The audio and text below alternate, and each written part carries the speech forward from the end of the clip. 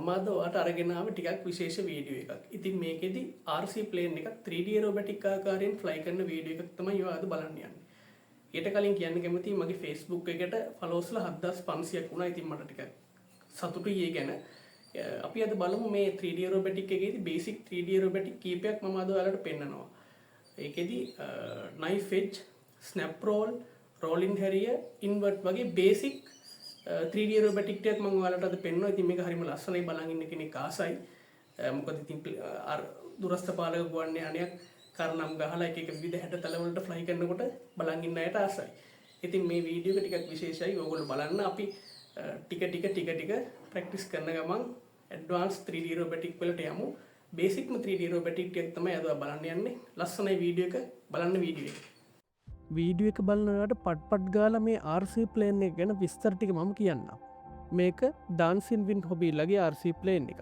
ඉතින් මේකට මම භාවිතා කරලා තියෙන්නේ සනීස්කයි 22/16 1400 kV මෝටරයක්. තව මම මේකට භාවිතා කරලා තියෙනවා 9 ග්‍රෑම් මෙටල් සර්වෝ 4ක්. ඒ වගේම මම භාවිතා කරලා තියෙනවා හොබිවින් ස්කයිවෝක 30 amp ESC එක. මේක ෆ්ලයි කරන්න මං යස් කළේ 10/7 ප්‍රොප් එකක්. මේක තමයි මේ RC ප්ලේන් එක ගැන බේසික්ම විස්තර ටික. මේක මම ෆ්ලයි කරන්න යූස් කරන බැටරි එක 1500 mAh 3 සෙල් බැටරි එකක්. විශේෂයෙන් මම ඔයාලට කියන්න ඕනේ මම ෆ්ලයි කරන කිසිම මොඩල් එකක මම ෆ්ලයිට් කන්ට්‍රෝල් එකක් භාවිතා කරන්නේ නැහැ. මම ෆුලි මැනුවල් තමයි මේ හැම කන්ට්‍රෝල් එකක්ම කරන්න. ඉතින් මේ වගේ RC ප්ලේන් එකක් ටේක් ඔෆ් එකේ ඉඳලා ලෑන්ඩ් එක දක්වාත් මේ වගේ 3D aerobatic වගේ ක්‍රියාකාරකම් දක්වාත් මේ ස්කීල් එක දියුණු කරගන්න සති ගණනාවක් මාස ගණනාවක් වසර ගණනාවක් උනත් ගතවෙන්න පුළුවන් ඒ කෙනගේ හැකියාව මත. ඉතින් මේක බලන තරන් ලේසි වැඩක් නෙමේ. මම මේ RC ප්ලේන් එක ෆ්ලයි කරන්න ඉඩකඩ සීමා සහිත තැනක. ඉතින් මට සිද්ධ වුණා මේ පේන්ට් එක ලෑන් කරන්න නැතුව අතටම ගන්න.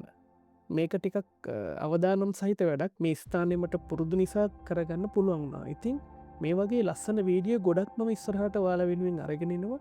දිගටම channel එකත් එක්ක රැඳිලා ඉන්න කියලා මම ඔයාලට ආරාධනා කරනවා.